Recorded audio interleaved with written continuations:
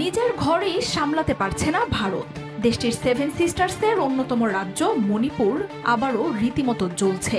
অবস্থা এমন পর্যায়ে পৌঁছেছে, স্বয়ং রাজ্যের মুখ্যমন্ত্রী এন বীরেন সিং এর বাড়িতে হামলা হয়েছে। মণিপুরে সংঘাত শুরুর পরও প্রধানমন্ত্রী নরেন্দ্র মোদী রাজ্যটিতে একবারের জন্যও যাননি।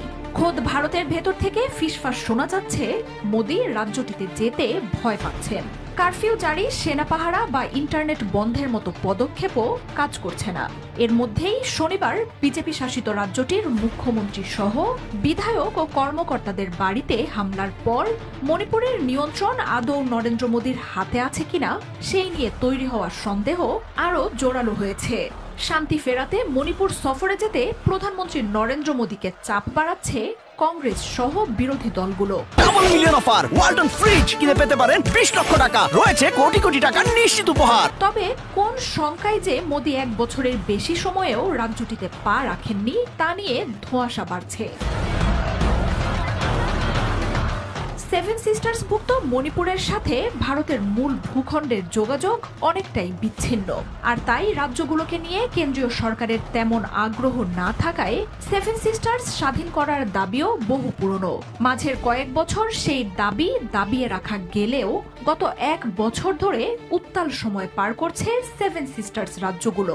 আসাম, মেঘালয়ের প্রাণঘাতী সংঘাত পরিস্থিতি সামাল দিতে হিমশিম খাওয়া মোদী সরকারের জন্য নতুন চ্যালেঞ্জ হয়ে এসেছে মণিপুরের নিয়ন্ত্রণ ধরে রাখা। কয়েকদিন আগেই আইন শৃঙ্খলা বাহিনীর হাতে 11 জন কুকির মৃত্যুর পর পরিস্থিতি নিয়ন্ত্রণের বাইরেই চলে গেছে। জঙ্গি দাবি করে এসব কুকিদের হত্যা করা হলেও তারা আসলে স্বেচ্ছাসেবী ছিল বলে জানাচ্ছে কুকিরা।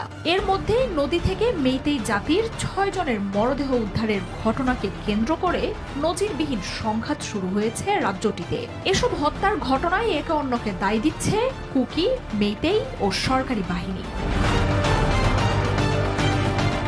পরিস্থিতি এমন হয়েছে যে কারফিউ ও আইন শৃঙ্খলা বাহিনীর সব সতর্কতা উপেক্ষা করে শনিবার উত্তেজিত জনতা ভাঙচুর চালায় বিজেপি নির্বাচিত মুখ্যমন্ত্রী এন বীরেন সিং এর বাড়িতে। নিরাপত্তারক্ষীরা কাঁদানে গ্যাস ছুড়ে কোনো রকমে পরিস্থিতি নিয়ন্ত্রণে আনে। যদিও সে সময়ে মুখ্যমন্ত্রী তার বাসভবনে ছিলেন না, গোটা রাত তিনি নিজের দপ্তরেই কাটিয়েছেন বলে খবর রয়েছে। এছাড়াও মণিপুরের স্বাস্থ্য এবং পরিবার কল্যাণমন্ত্রী সাপাম রঞ্জন, উপভোক্তা বিষয়ক মন্ত্রী সুশীন্দ্র সিং, আর কে ইমোর নিশিকান্ত সিং এর বাড়িতেও হামলা হয়েছে। সশস্ত্র বিচ্ছিন্নতাবাদীদের শাস্তি দিতে মেইতেই গোষ্ঠীর পক্ষ থেকে 24 ঘন্টার আলটিমেটাম দেয়া হয়েছে রাজ্য সরকারকে। এ সময়ের মধ্যে কুকিদের দমন করতে না পারলে রাজ্য জুড়ে অকল্পনীয় সহিংসতার হুঁশিয়ারি দিয়েছে মেইতেইরা। বিক্ষোভ চালিয়ে যাচ্ছে কুকিরাও। পরিস্থিতি এতটাই ভয়াবহ যে ইন্টারনেট বন্ধ, কারফিউ জারি বা আইন শৃঙ্খলা বাহিনীর ব্যাপক উপস্থিতিও মানছে না জনতা।